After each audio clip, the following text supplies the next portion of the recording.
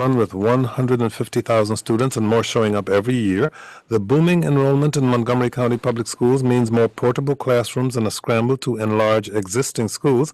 Inside those buildings, shifting demographics have made the student body majority-minority. 1 in 10 students needs English classes for non-native speakers, and 1/3 of students qualify for subsidized meals. Against that backdrop, educators are handing out Chromebook computers in elementary school, pushing literacy and writing in middle school, and building a new high school that features what's known as project-based learning. Now, in his 4th year as superintendent, Joshua Starr is here to talk about diversity, technology, and 21st century learners.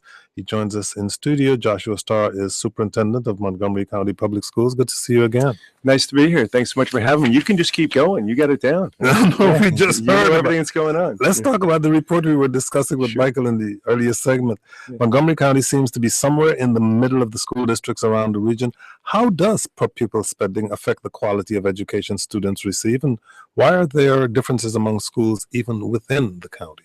Well, Montgomery County has had a long-standing commitment to equity and to allocating resources according to need. And we spend about $2,200 or so per student in the schools with the greatest needs, and it goes to lower class sizes, of course, pre-K, professional development, parent outreach, community engagement. But quality, teaching quality and teacher quality is the most important factor, right? Just because you spend more doesn't necessarily mean you're going to get a better result unless it's spent wisely. We've done that in Montgomery. I heard Mike Petrilli, who I have great respect for, talk about we don't know why Montgomery County does better, but actually I would say we do. We invest a lot in our teachers, right? We make sure we have great people in front of our kids. We provide a lot of professional development. We provide great support and curriculum as well. We do community outreach and community engagement, lots of supports for kids. So if you spend it wisely, you're going to get better results, and we think we do. A group of education leaders said yesterday it's time to evaluate whether over-testing our students, whether we are over-testing our students. President Obama endorsed the smarter use of tests that measure real student learning. How do your schools use tests, and where do you draw the line? Well, it is great that folks are finally coming to realize what some of us have been saying for a while. One could argue too little, too late, but we won't go there. So what we find is that there are some tests that our teachers really use for instructional improvement and that we're now using to measure our progress. So, for example, the MAP-M and MAP-R tests in grades 3 through 8 in reading and math, our teachers use for instructional improvement purposes. They can really see how kids are doing at the beginning of the year, at the end of the year. We now use those to measure the school progress. Until all the other tests are stable, until the PARCC tests are stable, which will take a few years, we find that great teachers are always using assessments on a daily and regular basis. We want to support that, and some of them can be standardized, like the MAP test. We still find there's great value in AP tests and SATs and PSATs. You can analyze that data in different ways. The problem has been the current state standardized tests. There are too many of them. They should use a random sampling methodology, which is, the folks that beat us up for not competing well against other countries, and they use the PISA, right? PISA is a random sample methodology. Why don't we use those same kind of methodologies to understand school performance? We need a new approach to testing in the country. I'm glad that folks are finally talking about it. How does it feel not to be a voice in the wilderness anymore? Until we actually see a reauthorization of ESEA and until we see some real serious commitment to the policy implications, because it's not just assessment, it's also the policy implications. And that's where, I'm not quite sure how that's going to shake out at both the state level and the federal level over the next few years. But it is great to see that folks are starting to realize that we have to change our assessment model in the country. Testing is the concern of Jill in Silver Spring, Maryland. Jill, you're on the air. Go ahead, please. Hi, Dr. Starr.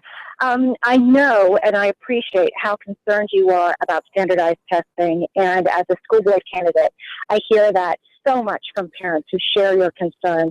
Our kindergartners this year, in the first 5 or 6 weeks of school, had to take a math assessment, a reading assessment that were both county standardized tests, and then on top of that, a state test was added.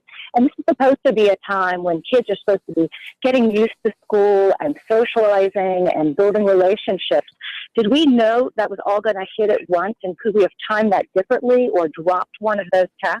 So we're taking a really hard look at that, Jill. We know that we've got to recalibrate how many tests we're giving. My new chief academic officer, Maria Navarro, has a team together, and we're looking at how we can scale back on tests. And we know we need good assessments, right? So we've got to strike the right balance there. And part of the challenge we have now in education is so many different things are changing in so many different times, or all at once, I should say, that sometimes it's hard to know exactly what it's going to look like until it happens. But we are planning some changes for next year. We're just working to determine right now what those are going to be. Jill, thank you very much for your call. In case you're just joining us, our guest is Joshua Starr, Superintendent of Montgomery County Public Schools. You can ask a question or make a comment by calling 800-433-8850. You can go to our website, kojoshow.org, watch the live video stream of this conversation, and join the conversation there at our website, kojoshow.org. You can shoot us a tweet at Kojo Show or email to kojo@wamu.org if you'd like to ask how has rising enrollment affected the use of space at your child's school. Over the past several years, Josh Starr, enrollment in Montgomery County public schools has steadily climbed. As a result, a number of your schools are getting crowded.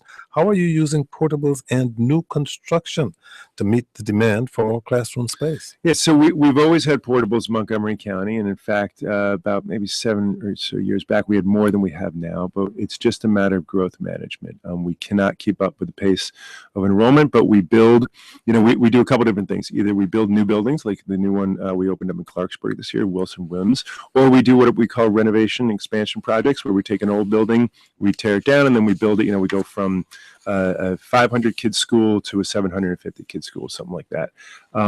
We need help from the state. Our county executive, our county council, and our delegation have been working hard to put forward a bill similar to the Baltimore City bill from 2 years ago that enabled them to bond to speed up construction. We need the same kind of fix. We appreciate what the county has done, but we just have more kids coming every day, and we can't keep up. And portables are part of our landscape, but we could really use some help, quite frankly, because we're bursting at the seams. Where are 2,000 new students a year coming from? Yeah, it's about 2,500 kids a year. So there's new development going on all over the place. Certainly up in the Clarksburg area and things like that. There's new development. There's an aging population as well in some parts of the county, and so you get that. There's also a higher birth rate for certain parts of the population. So Latino birth rate, which is our largest growth area, we now have a larger Hispanic population at the K2 level than any other population. Are the schools and their attraction and their track record part of the attraction? I think so. I think when people are considering a move to the area, they say, Montgomery County is a good school system. It's a place that certainly has a good reputation. And most of the kids in the county go to public schools. 87% or so of the kids go to public schools, and there's a high birth rate. So it's a range of factors that contribute to it. And, we do everything we can to make sure that schools feel intimate, even when there are lots of kids in them. Well, Emily in Silver Spring, Maryland, has a concern about portables. Emily, express yourself. You're on the air, Emily. Go ahead, please. Hi. I just wanted to say thank you for taking our questions. I'm calling because my child's elementary school has a third of its students portables, which means a lot of times we have very young children having to walk from a portable into the school building. Now, I know you've done a lot, and we appreciate this, to put new safety measures in place in our school. For example, now our school is locked, and we have a front door that people have to go through, a metal door that before people can enter. However, we don't have that same level of safety in our portable classrooms, and I'm wondering what you all plan to make the space between the school building and the portables equitable in terms of safety. Yeah, so we take safety and security very, very importantly. I mean, we really, it's a top priority for us, Emily, and we make sure we do drills, we do safety reviews. We have a team that goes out and takes a look at making sure that we maintain the most safe and secure environments that we possibly can in our school buildings and in our portables. Our principals work hard at it. We work with parent groups if they see that there's a concern. Nobody wants, tons of portables, right? We would all love to see every building be, brand spanking new. We can't keep up with the growth. There isn't enough money to do everything that we'd like to do as quickly as we'd like to do, but we do take safety and security very, very seriously. And we're always willing to sit down with parents and see if there's a modification that can be made if there are concerns. And we certainly have done that in the past and will continue to do so if there's a concern being raised. Emily, thank you very much for your call. It looks like you're in need of a sit down, as the school superintendent says. A new report from the Montgomery County Council says there's a big racial gap between students and teachers in the public schools. Students of color make up 2/3 of your enrollment, while 3/4 of the school's professional staff is white. Is that a problem? And what are the challenges in diversifying your teaching staff?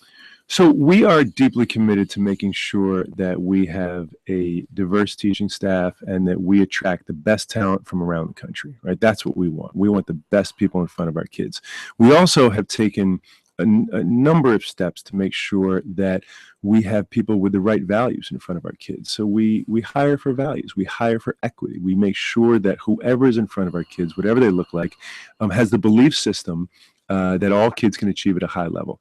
We know that if you look at the demographics of the kids who are going through teacher education programs, it reflects what what our recruiting pool looks like. But we are putting together a bold and aggressive plan to try to really take on this issue and make sure that we are attracting talented people from all over the Our challenges, I guess, Sure. you can recruit at historically black colleges and universities, and we've done but you some of also that. have a growing Latino population, you have a growing Asian population. Yeah, so we partnered with HBCUs. Frankly, it didn't reap as many fruits as we thought it would.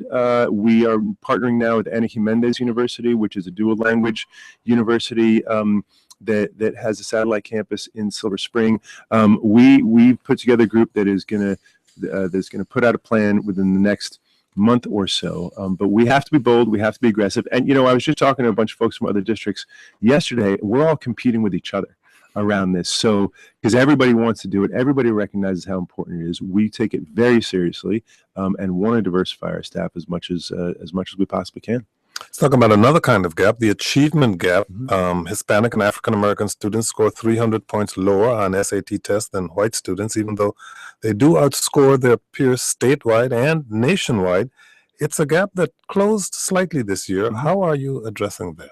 So that's the duality of Montgomery County, right? We have our African American and our Latino kids, our students in free and reduced price meals, our special ed kids tend to do better than their counterparts in other places, but they don't do as well as our white and Asian kids. And we are constantly focused on it. So some of it comes down to making sure that, we have some different strategies in place, right? We have the funding that was described earlier. We put more funds to where there are greater needs. We are doing a lot of work on academic rigor and also cultural proficiency, because we know that we have to make sure that our kids from different backgrounds are really engaged in classrooms. We're focused on recruiting and developing and retaining the absolute best workforce in public education. We're working a lot on community engagement. We know families are important, and we're working on that. And then finally, the whole continuous improvement model we have. We look at our data really closely. We are looking at which schools are doing better than others, and we're making sure that we're applying those best practices throughout the county. So it is a constant ongoing issue for us and for many districts around the country, if not all districts around the country, because I don't know one that's eliminated the gap yet, although there are individual schools that may have. We are deeply committed to it. It is a moral imperative for us, and we think we have the right people and the right strategies in place to make progress, and we have been making progress over the last couple of years. Bob in Rockville, Maryland has a question that I think has to do with pedagogy. Bob, you're on the air. Go ahead, please. Yes, thank you. We all know that the ability to learn is you go through a haphazard process. You learn from parents, siblings, trial and error teachers, but it's very hard. And it's especially hard for kids at the lower socioeconomic end because they don't have the people to teach them. And I know from my own experience, it was pretty brutal, and kids get discouraged, drop out, do poorly. Has Montgomery County Public Schools ever thought of having a one-semester course in teaching kids how to learn? There's a lot of research and a lot of resources that might, make a huge difference. Well, I appreciate you bringing that up, Bob, because it's actually something that we do a lot in our middle schools and also in other parts as well, where we really help kids understand what their strengths are. We've been doing some work on Strengths Finders. We want kids to understand who they are, what they're good at, what kind of learning environment and learning styles they have. That's part of our social emotional learning work. So, I believe all kids can learn at a really high level, no matter where they come from. And as I say all the time, we don't have a student learning problem. We have an adult learning problem. We actually have to get better at teaching all kids to achieve a higher standard. So we are trying to be really thoughtful with our kids in terms of helping them understand how they learn and giving them skills, and particularly at the middle school level. I've seen some great examples of that.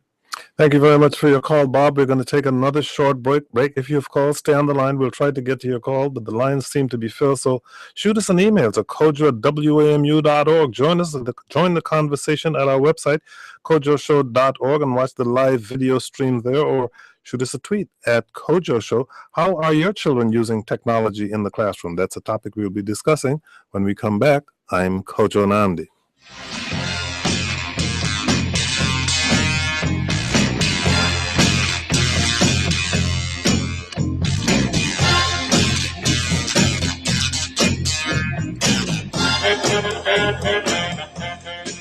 Coming up at 1, a Maryland Lieutenant Governor's debate. The candidates join us in studio to address guns, taxes, and health care.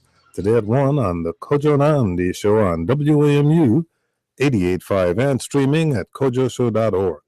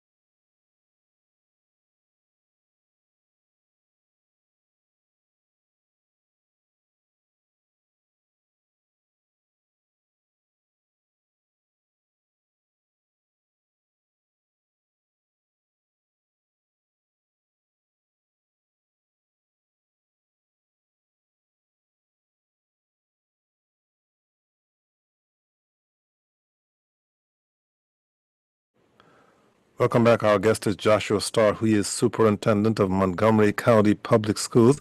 If you have questions or comments for Josh Starr, we would advise you to send us an email to kojo@wamu.org or go to our website, kojoshow.org, where you can both follow the conversation and watch the live video stream. But you can also try calling 800-433-8850. You're making a big push to use technology in the classroom. Can you explain the decision to hand out 40,000 Chromebook laptop computers this year to some students in 3rd, 5th, and 6th grades, and to high school social studies students? How are kids using the computers? What's the goal? It's great. I mean, I was just in a school this morning, in a middle school, and to see the kids collaborating with each other, interacting with each other, they were talking about how much they like it because it actually enables them to be more efficient with their work because they can save a document to Google Drive, they can access it from home, the teachers look at it. It's just fabulous to see what the kids are doing. It was a long time coming for us, but I was really glad that we were able to put it in place this year, and we just hope to expand it, assuming the money's there. We hope to expand it as we go forward, and we always say it is not about the technology, it's about teaching and learning, and to see how creative our teachers are becoming and what it enables them to do is just fabulous. So we're hearing great things. That was at Ridgewood Middle School in Gaithersburg. We got an email from Ivar who writes, our children have been given access to Chromebooks and Google email accounts, neither of which can be fully regulated and monitored on a real-time basis by teachers or school staff. If MCPS is going to help schools with cyber policing by doing it or is MCPS going to help schools with cyber policing by doing it in a centralized way from the cloud? What role will parents be expected to play in monitoring/regulating what their kids do while on those MCPS systems, either at home or at school?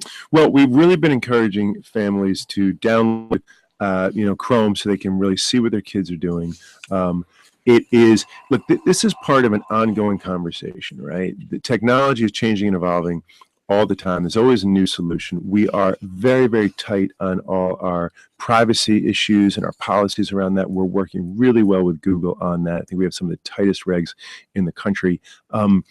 And we know it's an emerging field, right? So what we do today may look different in a year or in 2 years. We have to keep up a free flow of information with our families about it, make sure we address their concerns, and we are always focused on continuous improvement. And certainly student safety in the online environment is of paramount importance to us.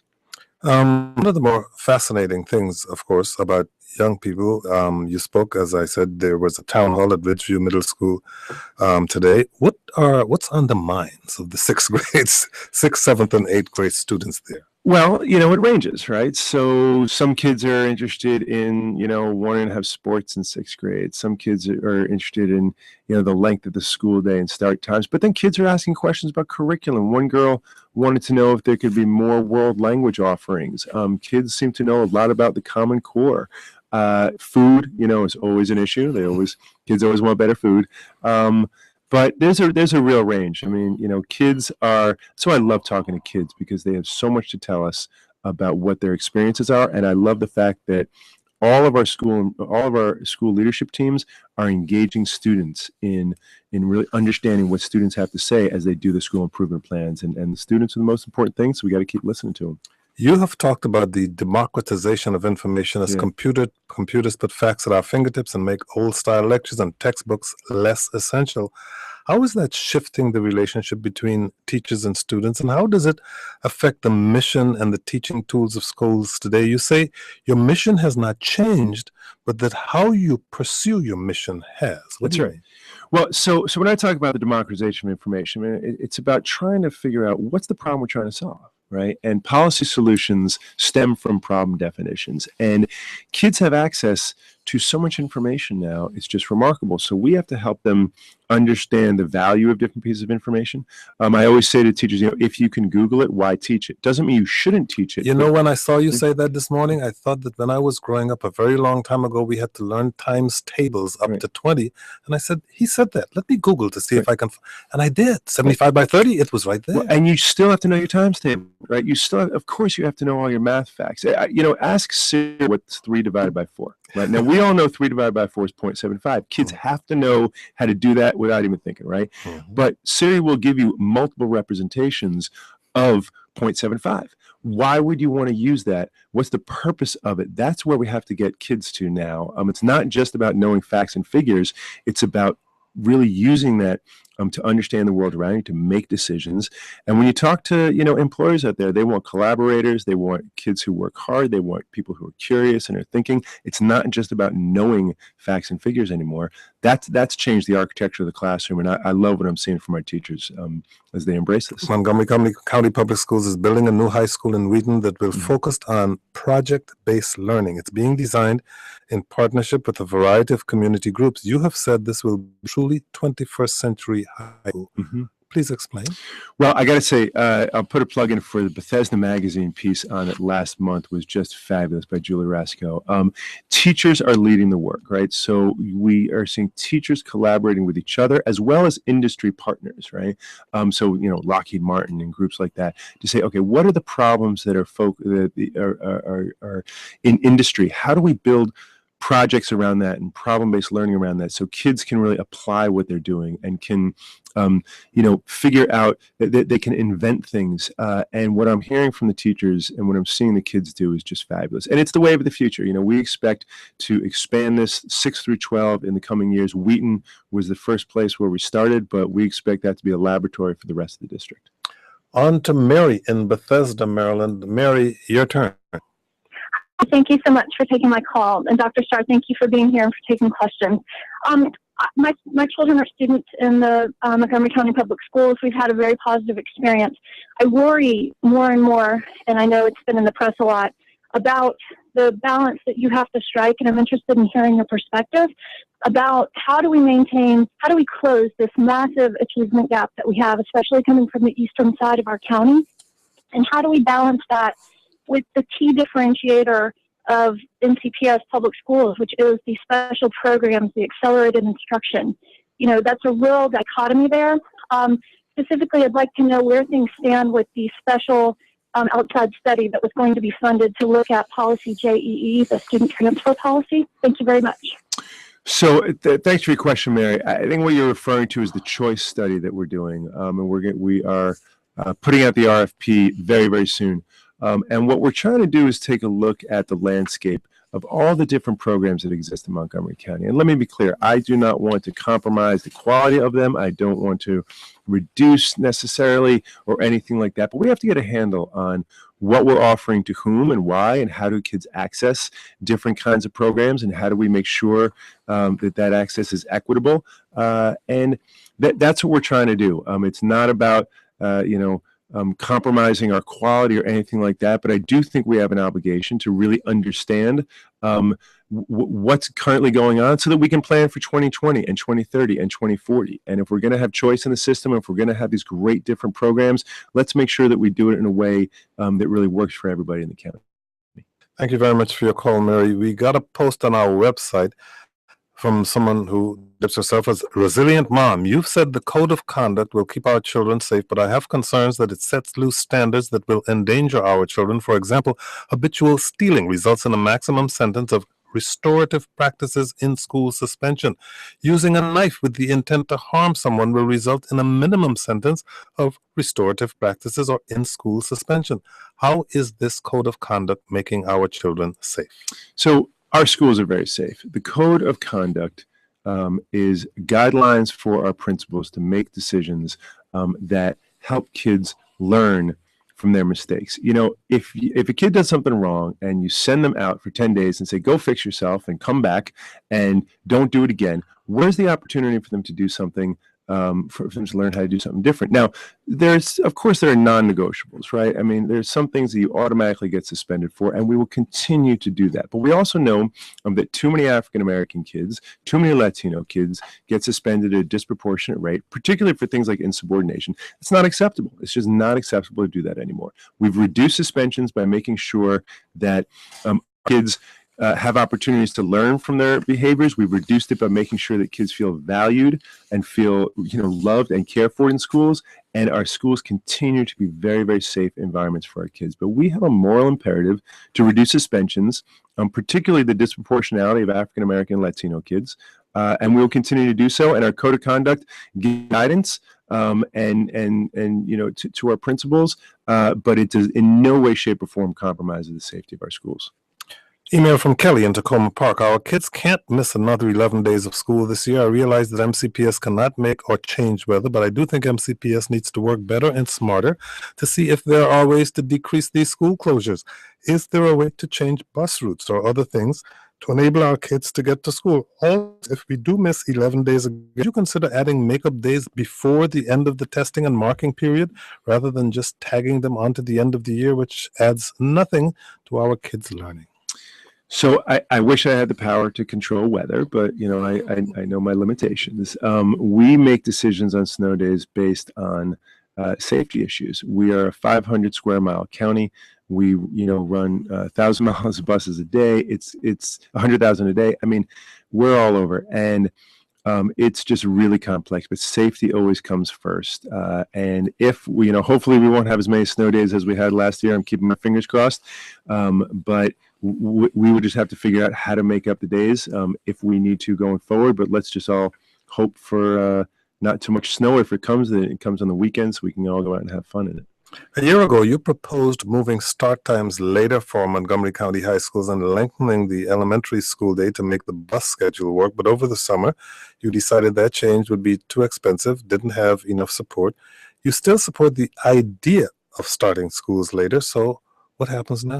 Yeah, so the board asked me to take another look at it and see if we could come up with something less than $10 million. The proposal I put forward I felt would be the best proposal. And then we realized it would just cost too much. I just don't think it's financially responsible when we're struggling with our funding anyway, to ask for another 20 to $40 million more to do what I think would be the ideal situation. So we're taking a look at it, and in January, we will be bringing something back to the board that is a lower cost option, and we will go from there. Larissa in Washington, D.C. You're on the air, Larissa. Go ahead, please. Hi, Kojo. Thank you very much for taking my call. I grew up in the Soviet Union, and although the political situation was terrible there, but the level of education that we got was very high.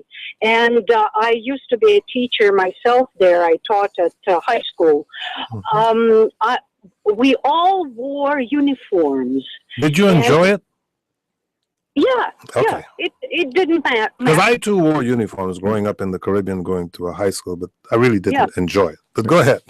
Well, we didn't pay much attention to it. But, you know, when we came to school, we differed only how much we learned, how hard we worked, and that was it. Well, there weren't a lot of fights over who was better dressed than whom. I understand. Yeah, but now when I pass by a school and see how kids are coming out, and the girls, you know, they look just, I'm appalled. Well, so Larissa, I will tell you, and my kids will kill me for this, but I love school uniforms, and I wish we had As a parent, I'm going to love it. I really do. And we do have a dress code. We absolutely have a dress code, and kids should not be wearing things that are inappropriate. I always say, look, if a school wants, it's got to be a school-based decision. And the way I've done this before, if a school community says we want uniforms, we will absolutely support that as long as the parents and the kids and the teachers agree. It's not something that can be imposed by us from the central office or from the school board. And while I personally like them and would love to see them, unless a school community comes forward and says we want to do uniforms, we have no plans on imposing a school uniform policy. So don't worry, kids, we won't be doing it. Joshua Starr, Superintendent of Montgomery County Public Schools, thank you so much for joining us. You'll be delivering your State of the Schools address next month. Anything you can tell us in 10 seconds or less? State of the Schools on November 11th. Always a wonderful event early in the morning at Strathmore. Go to the website, check it out. Hope to see you there. Thanks, Kojo. And thank you all for listening. I'm Kojo Nand.